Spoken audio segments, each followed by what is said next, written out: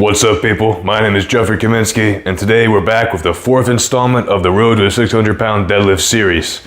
And in today's video, we're going to go over some of the training highlights that I've had for the last few weeks, which may or may not include a deadlift PR, sort of, which you'll see what's going on with that. But I am about to start my junior year of college. Well, it's actually the second day of classes, but you know.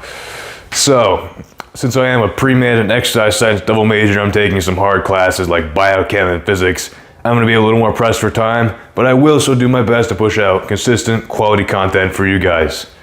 But it may have to change a little bit because as we get into the fall and winter, obviously I'm going to have to be putting more emphasis on wrestling instead of just getting as strong as possible. So that means the content's going to shift a little bit.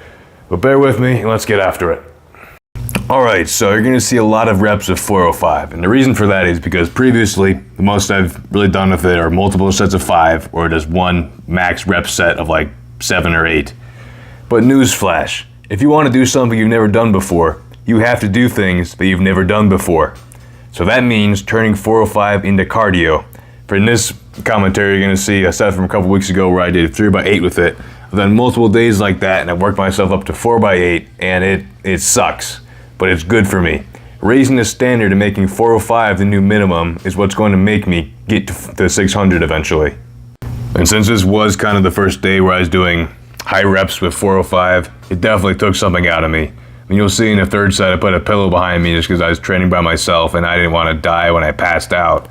I also tore a callus on the second set, so I strapped up for the third, which is something I've been trying to do in my deadlift training recently, is just try to use straps so I can save my hands while I'm getting this much volume. And I've also been doing a lot of like 5-second pause deadlifts like right off the ground, and that just absolutely eats up your calluses if you don't use straps with it instead.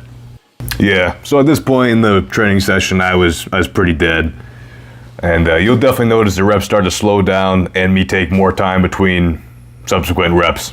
And in moments like these, it's important to make sure that you're teaching your body how you want it to perform by keeping ingraining good technique and not just letting that fall off just because you're tired.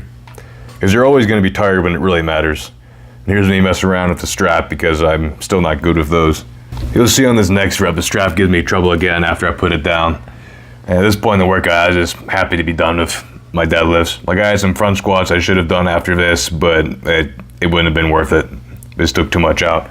But now, like I said, I've gotten to the point where I can do this and it's not as terrible. Yeah, this last one was definitely a grind. And then just threw that down. But here we are on my testing day warming up.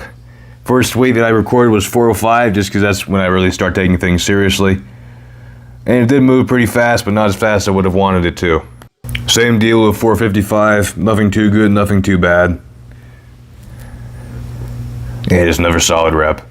Now in the 500, which actually moved better than the last two weights. So I expected something good to come out of this day, which didn't exactly happen. Now here's 550, which would be a 10-pound conventional PR for me at 10 pounds lighter body weight.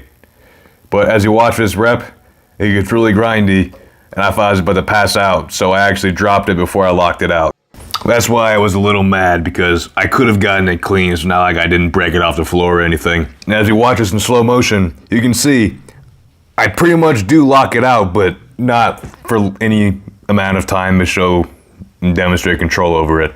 And so I try strapping up to get it again just to see if I could not pass out and not let my grip affect me. But I waited too long between reps and I was done. So yeah, I tried to redeem myself a couple days later with my snatches, which I tried to make full snatches, but I haven't really put in the work to be able to do full snatches, so I shouldn't have expected to do that. And you can see, as the weight increases, the less I drop and the more I'm just trying to throw that thing above my head. But the snatch has given me terrific progress, and that 195 was absolutely beautiful. I never would have been able to do that a couple years ago.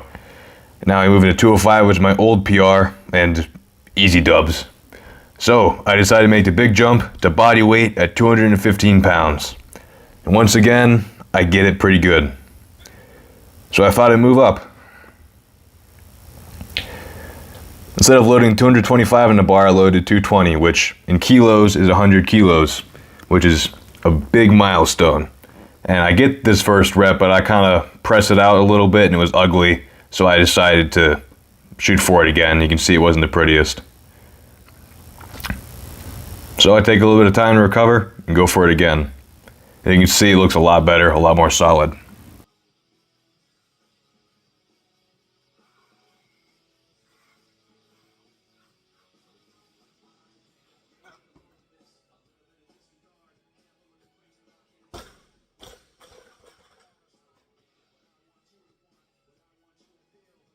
And we're back. So, obviously, we're not at 600 yet, but we're one step closer, and that's all that matters.